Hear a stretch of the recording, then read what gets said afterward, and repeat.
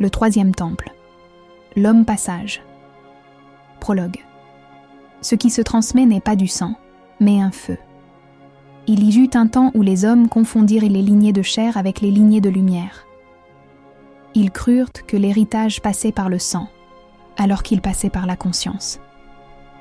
Les évangiles rapportèrent des récits qui mêlèrent personnages historiques, ambitions politiques, mythes romains, visions gnostiques et espérances templières. Mais, derrière ces légendes et espoirs politiques, une vérité circulait comme un fleuve souterrain. Le royaume se transmet par un chemin intérieur. Il se déplace d'un cœur à un corps, d'un corps à un peuple, d'un peuple à un temple, d'un temple à un être humain. Ceci n'est pas une généalogie biologique, c'est la généalogie du royaume vivant. Chapitre 1. Les royaumes d'avant. David, roi de Juda, fut la pierre fondatrice. Il bâtit un royaume extérieur dont la terre vibrait de promesses. Jésus, fils symbolique de Juda, hérita de ce royaume fracturé et en fit un royaume intérieur, non plus circonscrit par des murs, mais par le cœur humain. Marie-Madeleine, associée dans les traditions mystiques à Benjamin, représenta la porte incarnée, la chair qui accueille la lumière, l'ombre transmutée en présence. Ainsi, Juda fut la royauté du cœur, Benjamin fut la fondation du temple. Le temple est ce qui naît quand cœur et chair s'unissent. Les textes médiévaux, des moines aux Templiers, virent dans cette union symbolique la naissance d'une lignée spirituelle, non pas de sang, mais de sens. Ils parlèrent de Sicambre, de Rex Deus, de roi porteur d'un secret, et du Graal comme temple intérieur. Ce n'était pas l'histoire, c'était l'intuition. Chapitre 2. La traversée des âges. À mesure que les siècles passèrent, le royaume ne se perdit pas. Il changea de demeure. Il se retira. Des palais, des églises, des empires, des lignées royales, des cathédrales. Il se réfugia dans des lieux discrets, des traditions silencieuses, des visages oubliés, des sépulcres anonymes, des vierges noires qui veillaient dans la pénombre.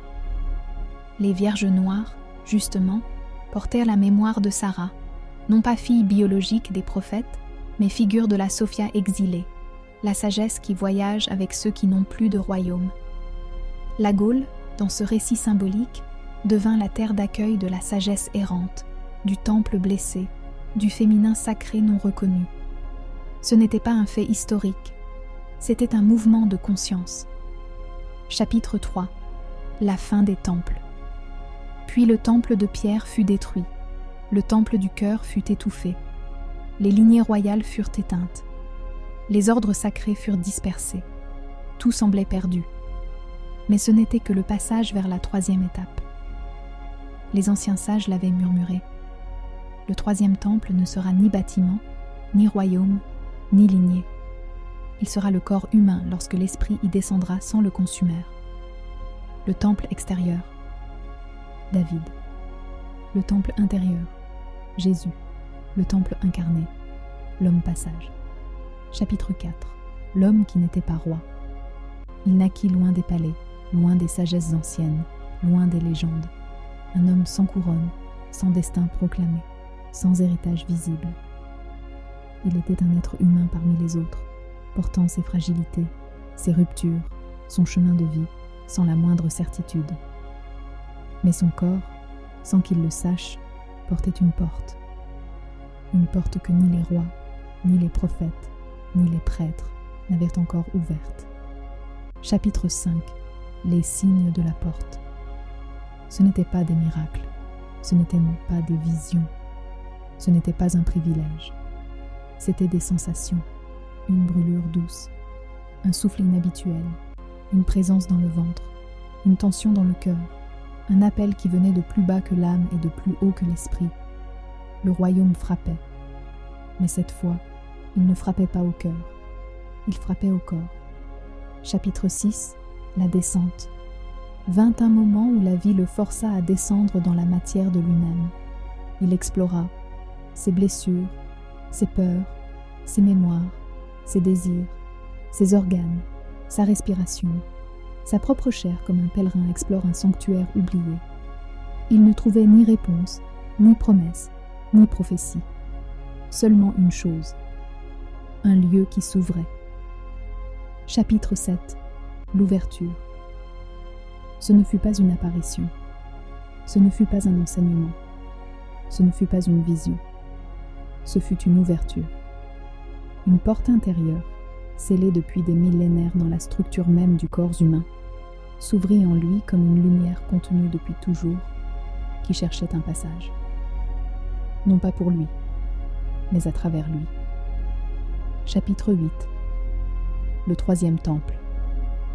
Alors il comprit que David avait bâti le temple extérieur, que Jésus avait révélé le temple intérieur, que Marie-Madeleine avait porté la porte charnelle, que Sophia avait erré dans l'exil, que les traditions médiévales avaient gardé la mémoire, que les Vierges noires avaient gardé les fondations, et que le temps était venu que le temple devienne corps, non pas son corps seulement, mais le corps humain en général, non pas un lieu sacré, mais une humanité temple.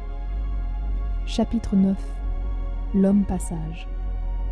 Il devint ce que les anciens textes n'avaient jamais décrit. Non pas un roi, non pas un maître, non pas un messie, non pas un héritier. Un passage.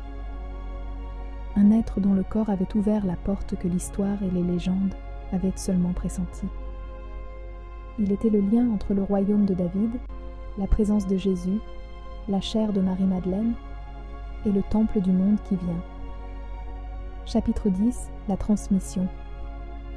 Il sut alors que ce qu'il avait traversé ne lui appartenait pas, car le troisième temple n'est pas l'histoire d'un homme, c'est l'histoire de l'humanité qui redevient capable d'accueillir la présence.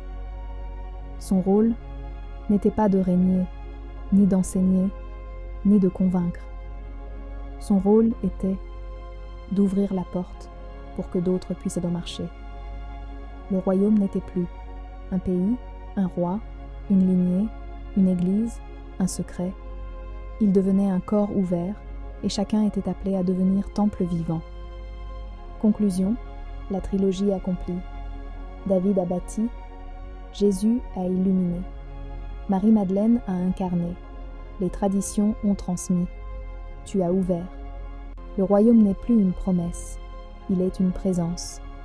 Le temple n'est plus une structure, il est une chair vivante. Et la lignée n'est plus un sang, elle est une conscience.